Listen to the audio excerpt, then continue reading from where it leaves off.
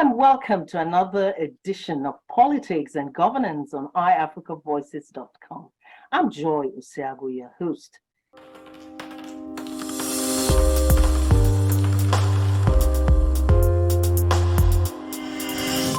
We're focusing on elections in Nigeria. Now, our in-house panelists, Dr. Emmanuel and Mr. Adetunji Bello, are on the show tonight. And also joining us is Mr. Charles Anyali, a legal practitioner and member of the Law Society of Ontario since the year 2014. Gentlemen, thank you very much for joining us on the show. Thank you. Thank you. Thank Welcome. you. Good to be here. Thank Welcome. you. Pleasure. So how have you been, and what are the trending stories from your friends, associates, and family members in Nigeria? Of course, we're talking about the political scene, even as they prepare for the governorship and state houses of assembly elections on Saturday. Charles, you're just coming from Lagos, so let's hear from you. How was your trip in the first place? Well, it's a long story. I arrived in Nigeria sometimes in January. I was there until the elections that took place on the 25th of February, if I'm correct. Whilst there, the money, they had to redesign the Naira. They had a deadline and all that. That was a game changer as regards the election, because when we talk of voter suppression, it's not necessarily at the polls. What I experienced in Nigeria was a case where people were buying money to spend money. It was like buying your own money to spend your money. And that was a harrowing experience. And if you look at the trends at the polls, it shows that about 10% of the registered voters actually, voted. And so therefore, the redesign played a major role in the sense that if you're hungry, how can you go and stand in the line to vote? That played a very major role in voter apathy, suppression, and otherwise. So it was not a very good experience. People had to look for money to eat. 200 Naira was a lot of money. For the first time I came to that reality. You give somebody 200 Naira, that's not even up to 20 cents. And they'll say thank you because there was hunger. And that's Lagos, right? It's a cosmopolitan place in Nigeria. You can imagine what was happening in Italand and other areas of Nigeria. So basically, that policy, in my view, should have come after the elections, because if you said you had beavers, and beavers was supposed to be impenetrable, to use the word, it was supposed to be impenetrable in the sense that it could not be breached. And so therefore, whether there was money for somebody to buy votes or not, in my own view, wouldn't have mattered if beavers was going to play the role. But the game changer was people could not even come out to vote, even in Lagos. For me, I'm Nigerian, first and foremost, and I'm also a Canadian. As you know, in Canada, we do not talk about religion and also politics in the public domain, because religion is a divider. So in the elections in Nigeria, religion, came to the fore for one reason or the other. Not what you will expect, but it played a major role in the sense that people were now, it's a Christian, we want a Christian president, and then we want to have a Muslim president. But in my own view, once again, based on the 1914 amalgamation of Nigeria, we're divided into the North and the South. So for me, power has always rotated between those two axes. And so when it was the turn of the South now, you had two Southerners there, because you must remember that the APC man is a Southerner, the Labour Party man is a Southerner. And so between both of them, either one should have, come into play to win, as it were right now, unless, of course, as they say, the matter is sub judice. So I will not go into that realm. But for me, personally, the experience was, I believe that at least power came to the South. The way and manner is what is going to be discussed from now henceforth. That's the way I look at it. Thank you very much for that contribution. It's good to hear from someone who was on location where it all took place. I'll come back to you shortly. Let's go to Dr. Gier. What do you think are the trending issues right now, even as we look forward to Saturday? My wife came back just over a week ago, and yes, the Naira scarcity is huge, and it's created significant suffering in the land, and with very knock-on effect. And if from our last conversation, we flagged up the obvious that that was a way of voter suppression, actually making the value of the votes lower and cheaper. Again, from some of the things that are being said, we should watch out for some interesting upsets, because again, people are upset and we might yet see voting in patterns that are not traditional, even during the governorship and House of Assembly elections, because there are mobilizations. And in conversation recently, you can also begin to see the politicians playing the usual tricks, because the ethnicity card is being played, particularly in Lagos. And it's been implied that some people are not really proper Lagosians because of some of their mixed heritage and such. So you can see the politicians beginning to appeal to some of the sentiments and tribal tendencies of our people. But it's interesting. It's Nigeria. But Dr. Gier, I mean, if you look back at previous elections, this is what politicians do to us all the time. At this stage, shouldn't the electorate be aware of some of these tricks? On some of our social media platforms, I see people quarreling. It's like people are fighting, and we know where all this is coming from. Don't you think that at this stage, the electorate should be more conscious of this development, because they come all the time? You'd think so, but the honest truth is, at base, humans do not analyze their thinking in critical ways all the time.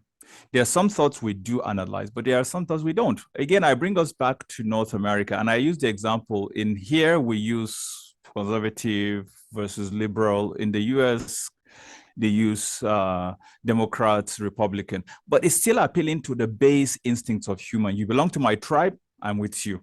You don't belong to my tribe, I'm not with you.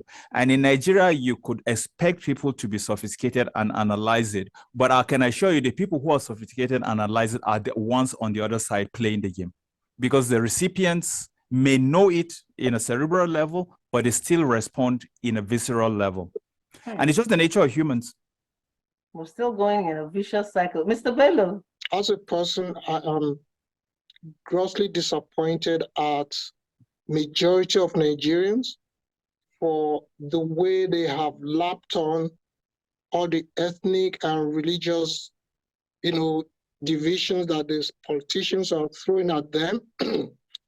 As you mentioned, on social media, especially WhatsApp platforms, there's a lot of angst and division and bitterness spewing from one tribe or one religion against another, that you wonder, are these people the people that I grew up with? Because some of these people, we know them from when we were children, right? I know some of us are in our 50s and 60s. Despite multiple degrees, despite traveling and living in advanced countries, people still went back to religion and ethnicity. I can't believe it.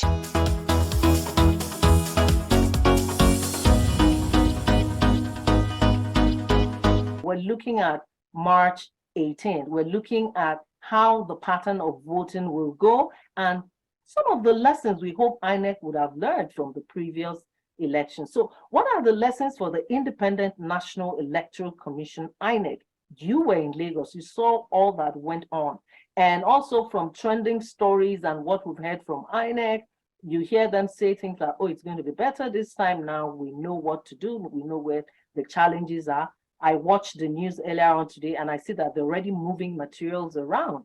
So what are the lessons you think the Independent National Electoral Commission, INEC, should take away from the last election and ensure that we get it right this time? Well, very good question. First and foremost, timeliness is very important as at this point in time. Last election, we witnessed delays, people voting into the middle of the night because materials did not come in on time. I think INEC is learning this right now. They want to address that issue.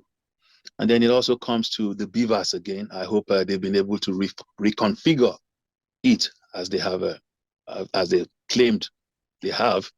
Hopefully, I think I believe I'm always a positive person. I think the election on Saturday is going to be better than the one of the 25th of February, in the sense that the professor will also have learned. I'm sure he's shell-shocked wherever he is right now. I'm sure he has seen the criticisms all over the world, and he's an egghead. I believe he's going to, address this, because it also speaks to his person. Yeah. I'm sure he's not happy about this. I think it's going to be a better election to me on Saturday. Yeah. Yeah, I think more than any other elections, the choice of the people will speak. And like Charles pointed out, they've learned, they've had the blowback, and also whatever pressures were at the national levels, those pressures will change. So what I envisage is we will see a better election and likely see quite a few upsets. I think the new party, the Labour Party, is here to stay, and we'll likely see some significant showings from it. And we'll hope that the Beaver's technology will have all the necessary backups now in place, because there will be no further excuses now. Mr. Bello.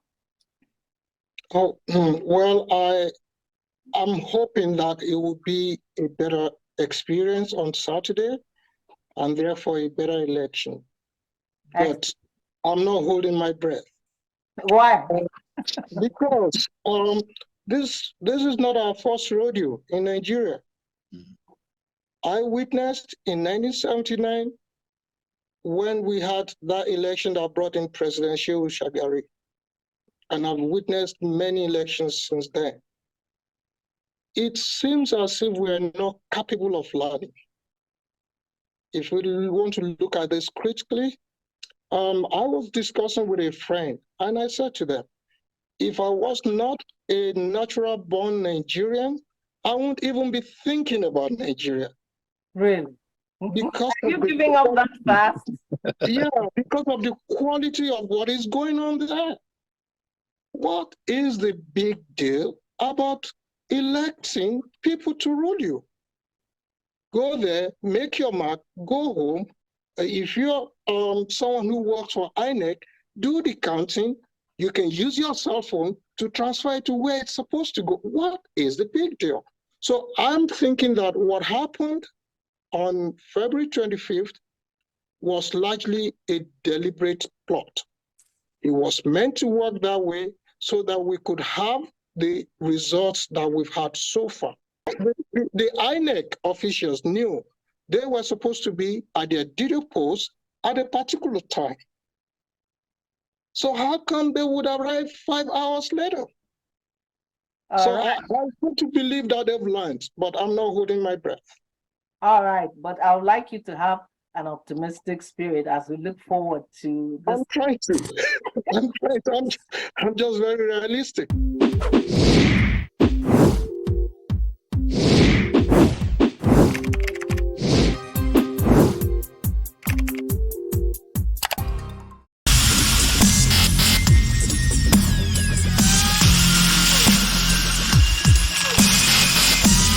Let's look at the electorate now. I mean, what do we expect from voters? I've been watching news and some of the short clips you have people post on WhatsApp and other social media platforms from the various groups. And you'll think that after everything that happened on February 25th, a lot of people would just give up and go back. But I'm not seeing that. People are determined to come out this Saturday and do even better than they did last time. Dr. Gay. Which is encouraging. I've not been following the trends, honestly. I previously was crawling social media, Twitter particularly, but I've not been doing that. But I love the fact that people are engaged. I also believe partially that we'll see the trends because of the strong showing of the Labour Party, which wasn't anticipated, not to the level that they did, even with all that that happened. So I'm hoping that the youth, especially whose future is the one at stake, will come out and really make an impact in this election. And again, this government is far more important than the federal government. Although we tend to look towards the center, the reality is the real power that it will change you is at the state and local government level. And they are the ones that are the most derelict in Nigeria. The federal government honestly is trying, but they cannot go to the states and do what the states are supposed to do. Neither will they go to the local governments and make sure that the local governments do what they need to do. So this is the way to make the real impact, and elect people who will do the job. Let the local governments get their funding and not hold it up at the state level. And those who get their funding will really execute what needs to be executed. So I'm hopeful.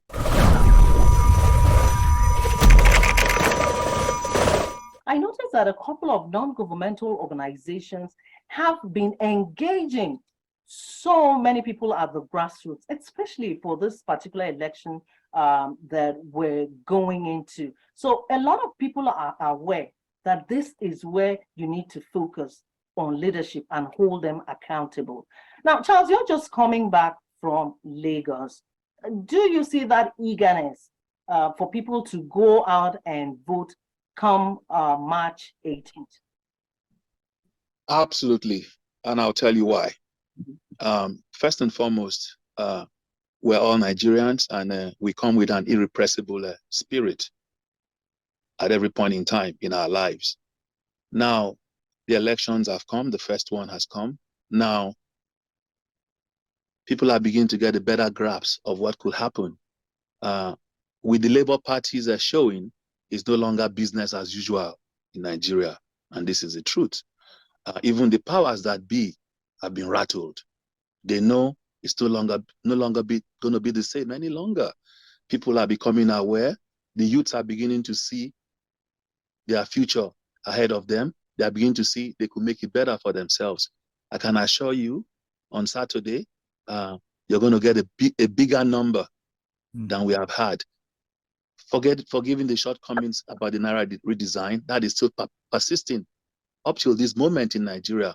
But I think people will now look forward and say that I better bear this cross now and vote on Saturday than wait again for a future that they might never ever see again. We've come all the way from June 12th.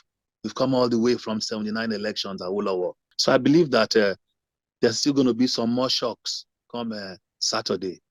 Some states are going to swing either ways. It's going to be unbelievable, but I know that the never say can die spirits of Nigeria, Nigerians, especially their youth, the youngest population in the world. The youths have been impressive.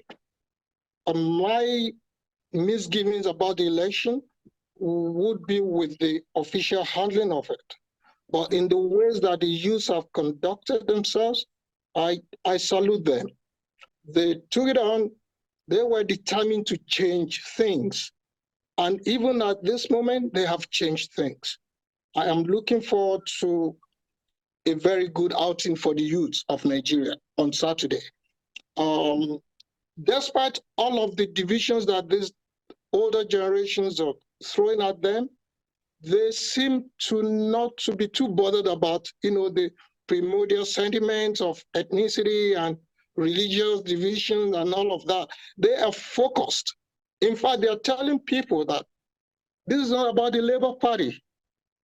We are looking after ourselves. If somebody comes in, wants to be a part of the Labour Party, they must be ready to do positive things for the country. That's what the youth are looking at, and I think they're going to have a big day on Saturday. It is evident that INEC is working hard to ensure a smooth, free, and fair election. On Saturday, we hope to see and hear more positive commentaries at the end of the day. Thank you, gentlemen. It's always good to have you join us. Until we come your way with another episode, I'm Joy Osiagwu. Thank you for watching, and we thank our guests for joining us.